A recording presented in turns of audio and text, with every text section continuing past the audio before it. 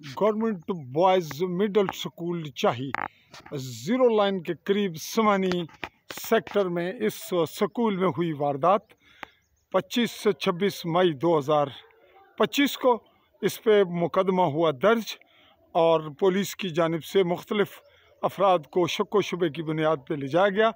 इसमें राजा बनारस वल्द तारक और उसके बाद राजा आयान रज़ाक और समीर शाहीन को ले जाया गया और फिल वक्त ये तीनों वापस आ चुके हैं। तहकीकात जारी है। हम जानना चाहेंगे स्कूल के प्रिंसिपल और सदर मोअल्लम से कि क्या पेशरफ्त है।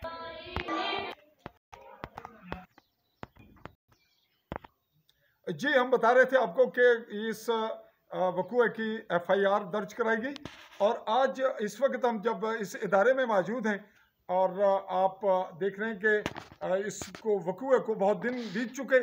आज 5 जो जून है 2025, तो अब तक की पेशरफ्त में एक ही बात हुई कि यहाँ जो वारदात हुई उसका आगाज़ इस स्कूल से हुआ। 25-26 मई की रात को यहाँ से हथौड़ा जो ले जाया गया वो गर्ल्स स्कूल में पाया गया। गोया वारदाती यहाँ वारदात के बाद वहाँ पहुँचे थे।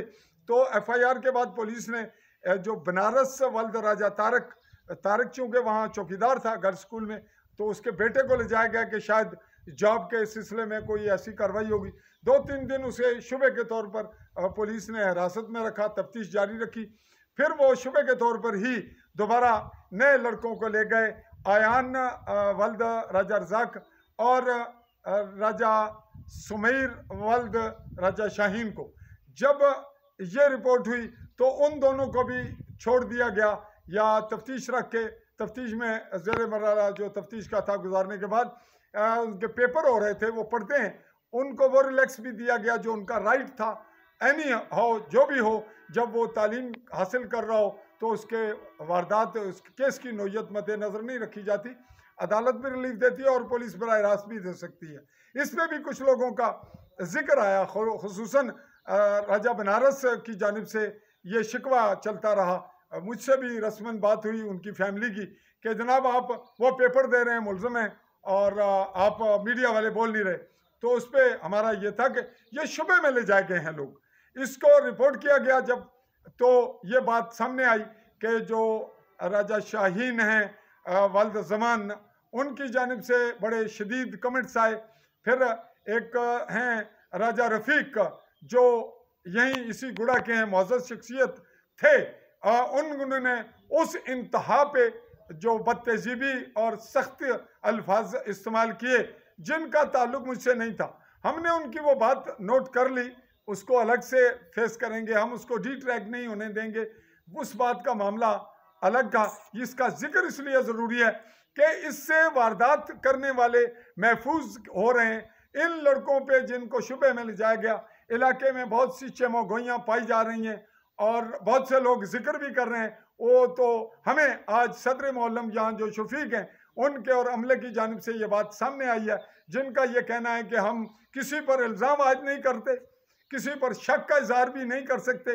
बात चल रही है, इसको ले जाए पुलिस करे इन्वेस्टिगेट, और मीडिया की भी ये जिम्मेदारी है, इंतज़ामिया की भी, और जो तालीम के आला हुकाम हैं उन पर भी ये जिम्मेदारी आयद होती है कि जो कुछ किसी का रोल है वो प्ले करे और असल वाक़या के मुल्ज़मान सामने लाए जाएं।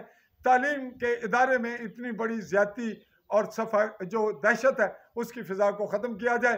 तो आज की हमारी ये रिपोर्ट अगले लम्हों ईद उल अज़हा के बाद भी चलेगी। आप सुन रहे होंगे, मीडिया देख रहा है, मीडिया में हर पर्सन इस पे गौर करेंगे और इस बात को आगे बढ़ाएंगे।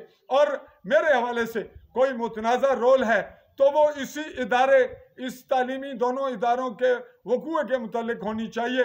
दीगर मामलात को डिस्कस करें उस वक्त जब उस इशू पे बात हो रही हो। तो इस इशू पे मेरी ज़ात को, और अगर किसी का मैंने जिक्र किया कि रफ़ीक साहब या दीगर वो कर रहे हैं तो वो किसी और मामले को अलग रखें।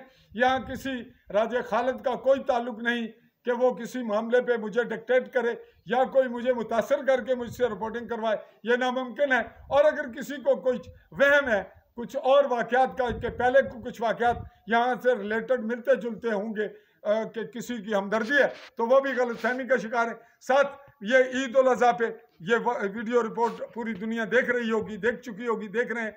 ये नोट रखें कि इस गांव में 10 से 12 हज़ार की आबादी, इससे ज़्यादा है। यहाँ 5,500-6 हज़ार वोटर हैं और यहाँ से ये बात खामोशी बरती जा रही है। इतनी बड़ी वारदात इसी गांव में से ही किसी ने की होगी, हम नहीं कह रहे कि की है, लेकिन जिन पे खदशात हैं उनको ये केयर करनी पड़ेगी। और अगर हकीकत में मुलजमान दे दिए जाएं तो मामला ज़्यादा बेहतर सामने आएंगे, हालात को बेहतर कंट्रोल किया जा सकेगा। यहाँ पे 1.5-2 साल पहले का एक वाकया भी ज़ेर बहस लाया गया मेरे पास कि एक गाड़ी की जो इसी गाय या कहीं खड़ी होती थी, उसकी बैटरी 40-45 हज़ार की, ये बताया हाफिज परवेज वल्द रफीक ने कि उसकी चोरी हुई। और दीगर वाकयात, जो एक दुकान थी साजिद वल्द सुबेदार, कोई नाम बताया जा रहा है, उनकी मोहम्मद हुसैन, उनकी चोरी, वो जो ये बच्चे जो पकड़े, जो हिरासत में रखे गए, इन पे उनके इल्ज़ामात के सबूत ऑडियोज हैं, वो भी लोग प्रोवाइड कर रहे हैं कि उनकी वजह से शायद इनको ले जाया गया, रखा गया।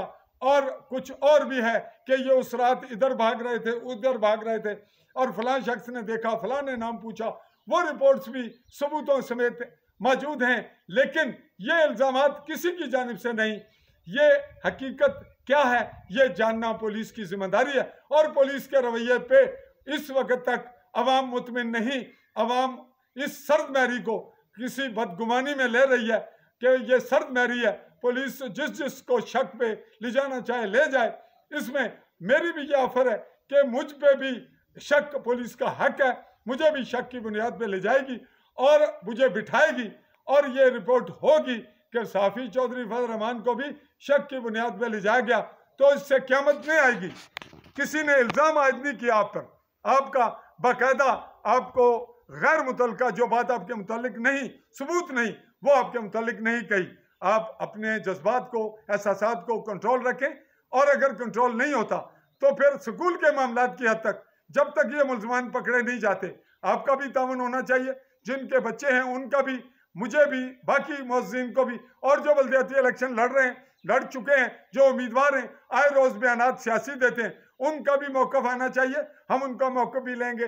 बाला तालीम के जो हुक्काम हैं, अफसरान, इस शोबे के मुतालिक जो तंजीम असातिज़ा है, उसका भी मौक़िफ़ आना चाहिए। और इसके मुलजमान में की गिरफ्तारी में इस कदर ताख़ीर बड़ी ही ख़तरनाक और अफसोसनाक, इस पर तवज्जो देंगे पुलिस के आला हुकाम, वज़ीर आज़म आज़ाद कश्मीर चौधरी अनवार उल हक और तालीम के आला DO EO दीगर अफसरान। चाहूँगा मुमलिकत जम्मू कश्मीर के गरबी जम्मू के ज़िला भिम्बर की तहसील समानी के सरहदी इलाका शाही से चौधरी फजल रहमान, बासियत क्राइम रिपोर्टर, बासियत फ्रीलांस जर्नलिस्ट, इजाज़त, अल्लाह हाफिज़।